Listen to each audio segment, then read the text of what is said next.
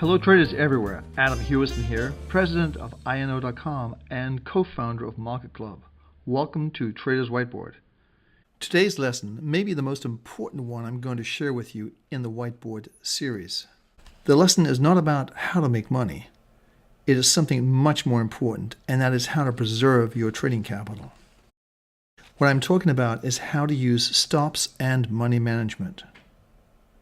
Most investors think stops are for someone else and ignore them. Stops and money management are probably the two most important elements to successful trading. We will be discussing three types of stops today. They are 1. A dollar stop, 2. A percentage stop, and 3. A chart stop. Each of these stop strategies have their advantages and disadvantages, and we will be discussing them one by one. Let's begin with a dollar stop. Before we get started, let me share with you an important trading tip. Avoid trading in markets that have very little volume. Okay, let's get started. Let's talk about a dollar stop. A dollar stop works like this. You buy a stock, let's say at 20, and you want to risk $500 on the trade.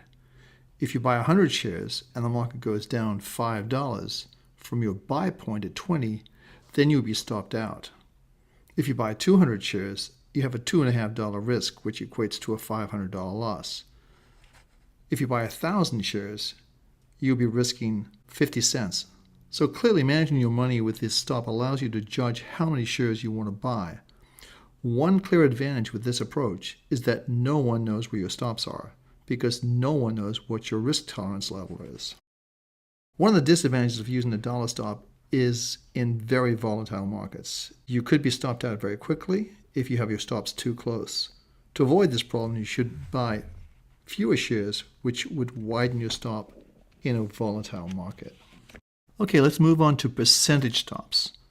A percentage stop is exactly what its name implies. That is, if a market pulls back a certain predetermined percentage amount from the high, you would get stopped out.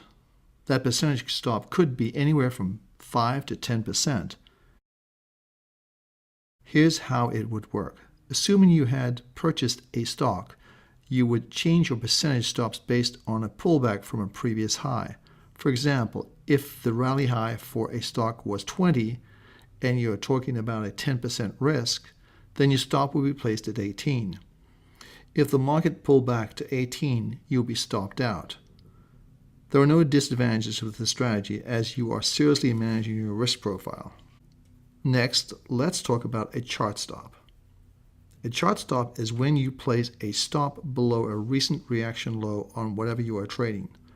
One of the big disadvantages of this is that everyone knows where the stops are, and sometimes in a thin market, professional traders will push the market down to hit the stops. A chart stop in a big liquid market is very powerful way to protect your capital, as it takes a lot of energy to push a market below a significant chart point. Now here's the key. Stops preserve capital, and they're very important. Using stops to preserve capital will put you way ahead of most traders. Ignore them and you'll regret it. Use them and you will be successful in the markets.